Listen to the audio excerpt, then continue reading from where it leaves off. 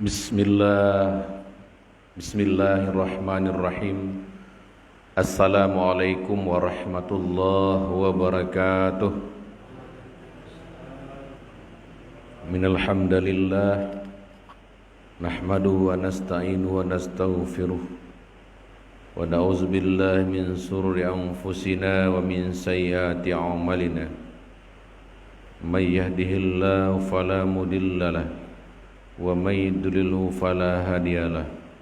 Asyhadu an la ilaha illallah wahdahu la syarikalah wa asyhadu anna Muhammadan abduhu wa rasuluhu la nabiyya ba'dah. Amma ba'du. Kaum muslimin wal muslimat rahimakumullah, Bapak dan Ibu yang insyaallah Allah muliakan pagi ini. Alhamdulillah, pagi ini meskipun hujan lebat mengguyur Tanjung Mutiara, alhamdulillah Allah izinkan kita, Allah ringankan langkah kita untuk menuju masjid ini.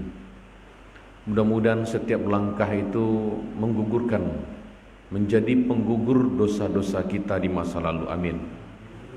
Saya ingat kisah Abdullah bin Umi Maktum ketika berangkat ke masjid, subuh-subuh gelap, sunyi, beliau terjatuh karena memang enggak bisa melihat. Lalu Allah hapuskan separuh dosanya.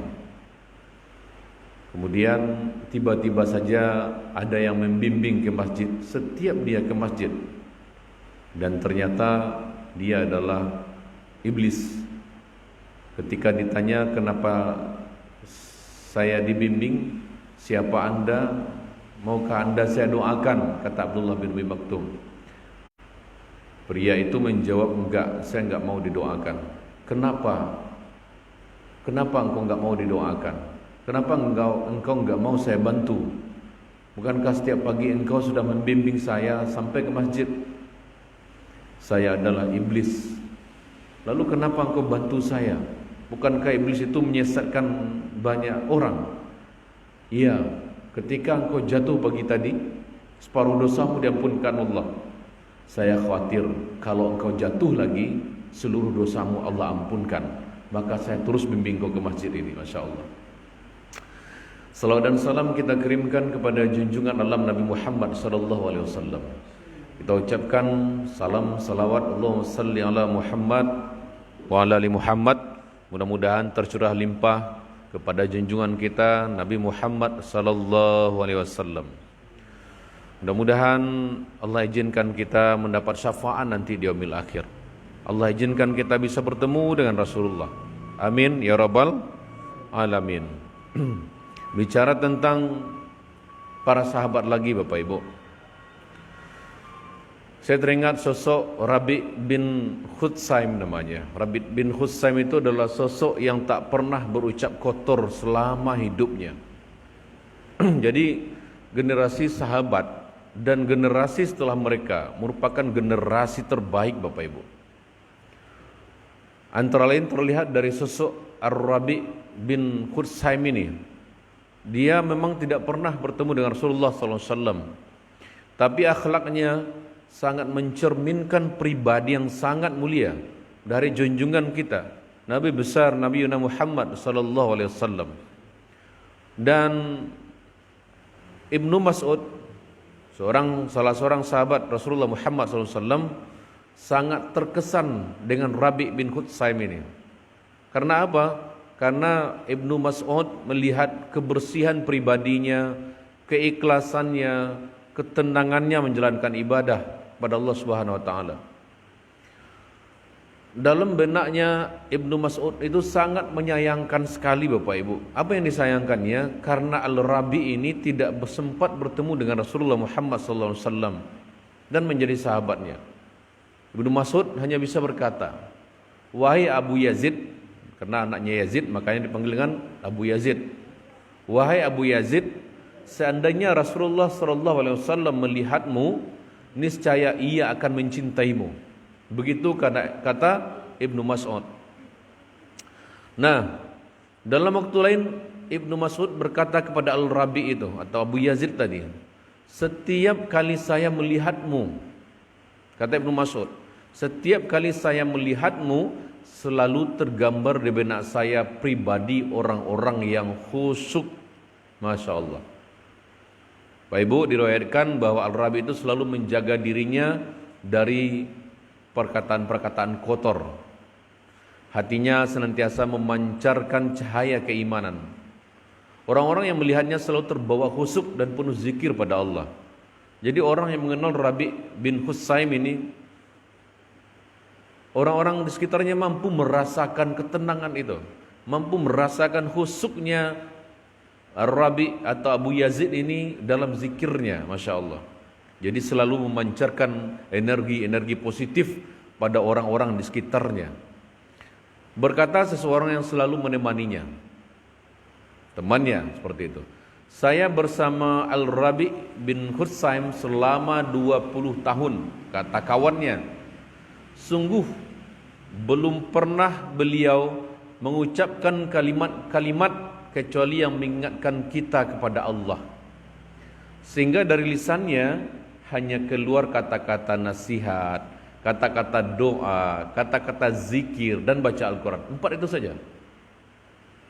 Suatu saat Abdul Rahman bin Ajlan namanya pernah menceritakan kesan pertemuannya dengan Rabi bin Husaim ini.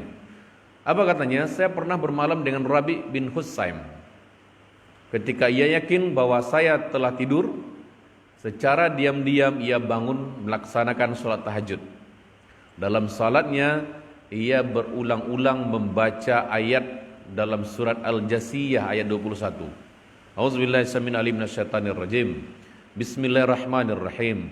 Am hasibal ladzina tarahu sayyiati an naj'alahum kallazina amanu wa 'amilus salihati sawa'am mahyahum wa mamatuhum sa'ama yahkuhum. Artinya, patutkah orang-orang yang melakukan kejahatan menyangka bahwa kami akan menjadikan mereka seperti orang-orang yang beriman dan beramal saleh, dengan menyamakan keadaan mereka semua semasa mereka hidup dan semasa mereka mati.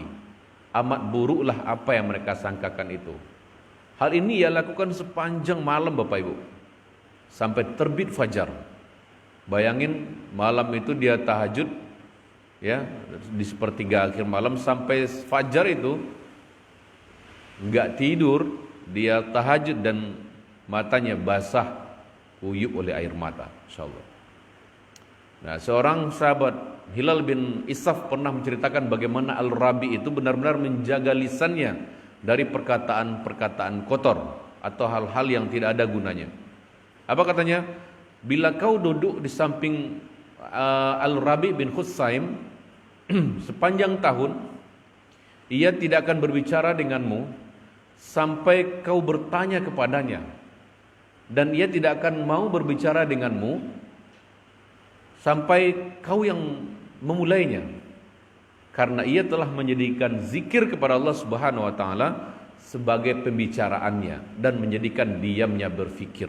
Insyaallah Al-Rabi benar-benar menyadari makna kehambaannya, Bapak Ibu, kepada Allah Subhanahu wa taala, bahwa ia diberi jatah hidup bukan untuk main-main, melainkan untuk mempersiapkan diri sebagai bekal di akhirat, karena akhirat adalah kehidupan yang sebenarnya.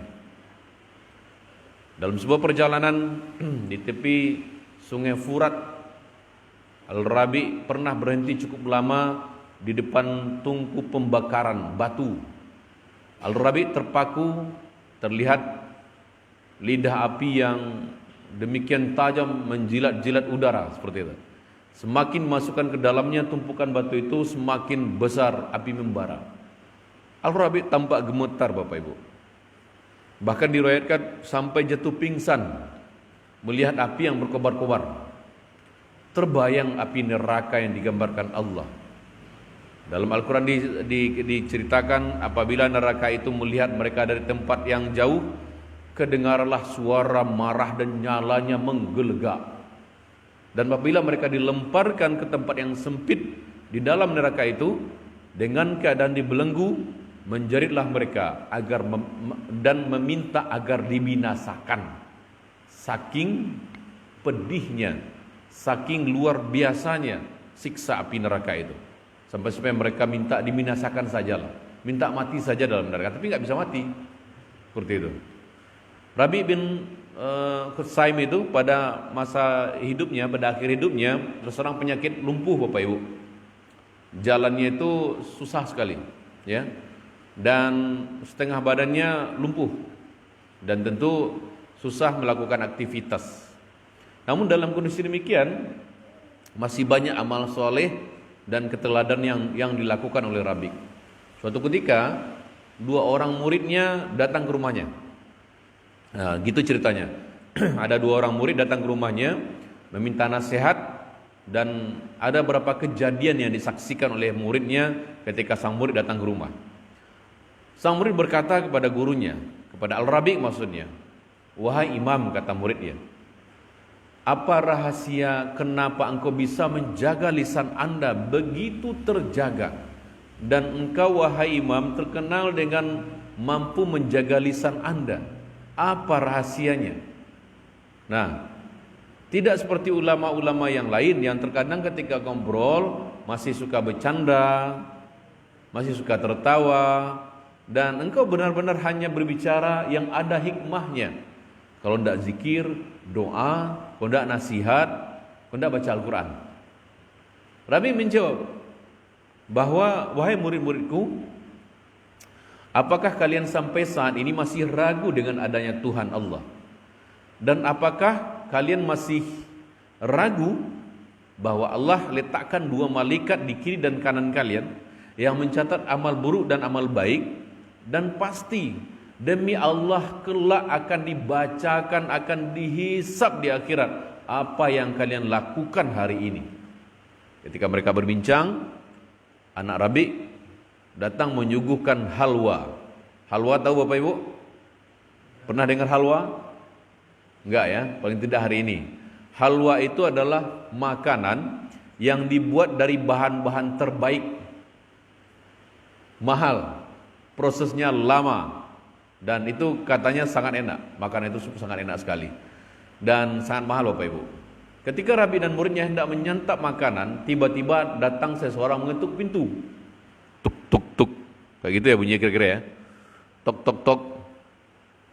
Kemudian Rabi menyuruh anaknya untuk membuka pintu. Ternyata di depan pintu itu tamunya itu bukan sembarang orang. Tahu Bapak Ibu siapa tamunya? Tamunya adalah orang gila. Kemudian orang gila. Rabi dia minta makanan. Orang gila ini minta makanan. Kemudian Bapak Ibu, tapi Masya Allah, Rabi justru menyuruh anaknya untuk membawa semua halwa itu kepada orang gila. Anak Rabi menuruti perintah ayahnya dan membawa sebuah piring, dan dengan dimaksud hanya memberikan sepotong halwa, tapi orang gila itu mengambil semua halwa itu. Anak Rabi pun menyampaikan kejadian ini pada sang ayah. "Wahai ayah, semoga Allah senantiasa merahmatimu. Ayah, engkau yang tadi menyuruh aku datang memberikan makanan, ternyata dia bukanlah peminta-minta, dia adalah orang gila, dan dia tidak tahu nilainya makanan yang kita kasih. Kalau tadi engkau menyuruh saya ke dapur untuk mengambil makanan apa saja untuk akan saya berikan untuknya, kenapa harus halwa yang ibu telah membuat itu dengan biaya yang mahal dan waktu yang lama? Kan banyak makanan yang lain di dapur. Kenapa kok halwa itu yang diberikan semuanya?" Kata anaknya kan gitu. Rabi menjawab, "Wahai anakku, kalau orang gila itu tidak tahu nilai makanan yang kita kasih, itu tidak penting. Karena Allah tahu nilai makanan yang kita kasih." Masya Allah. Orang gila itu mungkin nggak tahu kalau halwa itu makanan yang mahal, makanan yang terbuat dari bahan-bahan yang bagus dengan proses yang lama. Tapi Allah tahu nilai makanan yang kita kasih sama orang, katanya. Masya Allah. Kemudian apa kata Rabi lagi? "Ingatlah firman Allah bahwa kalian tidak akan mendapatkan balasan sempurna dari sedekah kalian sampai kalian menginfakkan apa yang paling kalian cintai." Masya Allah. Makanan halwa itu makanan terbaik di rumahnya pada saat itu, dan diberikan semuanya pada orang gila tadi. Nah, setelah kejadian itu, muridnya bertanya kepada Rabi, "Wahai Imam, nasihat apa untuk kami dalam masalah ibadah?" Para murid minta nasihat ini. Pertama, apa katanya? Rahasiakanlah amal soleh kalian. Jangan ceritakan kepada siapapun. Contoh, ketika kita di bulan Ramadan, mungkin bapak dan ibu malam tadi tahajud, mungkin salat tarawih, mungkin sedekahnya banyak, mungkin banyak kebaikan yang dilakukan, membagian pabukuan ke tetangga segala macam. Rahasiakanlah, jangan diceritakan pada orang lain. Oke, begitu ya Bapak Ibu.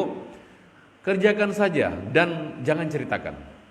Allah sudah utus malaikat-malaikat untuk mengawasi kalian. Tidak perlu kalian ceritakan pada orang lain. Bukankah ridho Allah yang kalian harapkan? Kan seperti itu. Nah, ketika sedang berbincang, masuklah waktu zuhur di rumahnya. Rabi bin Hutsaim itu yang lumpuh, nggak bisa jalan, separuh badannya itu lumpuh, memberikan isyarat kepada anaknya untuk membantunya berdiri, Bapak Ibu.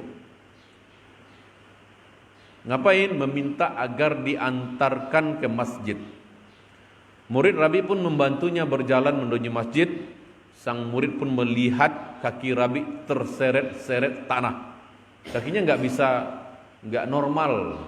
Nggak normal maksudnya ya kayak orang lumpuh. Kayak orang lumpuh seperti itu. Dan tentu kesulitan untuk datang ke masjid. Tapi Rabi bin Hutsaim ini tetap melaksanakan kewajibannya sholat di masjid. Sampai-sampai muridnya bertanya, "Wahai Imam, engkau punya keringanan, engkau dapat dispensasi. Kan kakimu lumpuh, wahai Imam.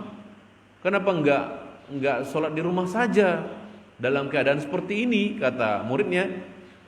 Apa jawaban Rabi bin Hutsaim? "Allah memanggil saya, Allah yang menciptakan langit dan bumi untuk menyembahnya dan mendapatkan kemenangan melalui solat ini. Demi Allah, saya akan tetap mendatangi masjid meskipun terseok-seok, meskipun saya merangkak." Allahu Akbar. Bapak Ibu, kakinya sehat semua? Alhamdulillah. Sangat pantas kita rasanya yang sehat-sehat ini sholat berjamaah di masjid, di musala. Mudah-mudahan Allah berikan kita keistiqomahan, kekuatan lahir batin untuk bisa terus mencintai masjid ini dengan sepenuh hati kita, insyaallah. Jadi masya Allah, sikap warak, sikap kehati-hatian, totalitas dalam ibadah dan keikhlasan Rabi bin Hutsaim mudah-mudahan jadi teladan buat kita semuanya. Bagaimana ia sangat totalitas dan tidak takut kekurangan dalam bersedekah ketika banyak orang atau mungkin diri kita bersedekah hanya sedikit. Tapi Masya Allah, Rabi menyedekahkan sesuatu hal yang mewah, sesuatu hal yang mahal, sesuatu hal yang dia cintai. Ya, mudah-mudahan ini jadi pelajaran bagi kita semua, Bapak Ibu. Kisah tentang Rabi bin Hutsaim ini dan jadi pelajaran juga buat anak-anak kita betapa dalam hidup ini udahlah ridho Allah sajalah yang kita cari. Kalau kita hanya mencari ridho manusia, hanya mencari perhatian manusia, maka dipastikan kita akan lelah dan kecewa, Bapak Ibu. Maka cukup ridho Allah saja yang kita cari, cukup ridho Allah saja yang kita tuju. Mudah-mudahan Allah berikan kita keberkahan dunia wal akhirah, dan Allah selamatkan kita dari segala mara bahaya, mara petaka, dan mudah-mudahan di Ramadan tahun ini Allah pun berikan kita kekuatan lahir dan batin untuk betul-betul bisa menjalankan, mempersembahkan ibadah terbaik kita. Anggap ini Ramadan terakhir dalam hidup kita. Mudah-mudahan Allah Subhanahu wa taala sayang dan senantiasa menjaga kita dan keluarga kita. Itu saja Bapak Ibu, pemirsa dimanapun Anda berada. Mudah-mudahan kajian kita pada pagi hari ini menjadi pengingat bagi kami yang menyampaikan betapa sifat-sifat mulia Rabi bin Hutsaim. Mudah-mudahan bisa menjadi tauladan bagi hidup kita, bagi anak cucu kita dan keturunan kita. Kita tutup dengan doa kafaratul majlis. Subhanakallahumma wa bihamdika asyhadu an la ilaha illa anta astaghfiruka wa atubu ilaik. Assalamualaikum warahmatullahi wabarakatuh.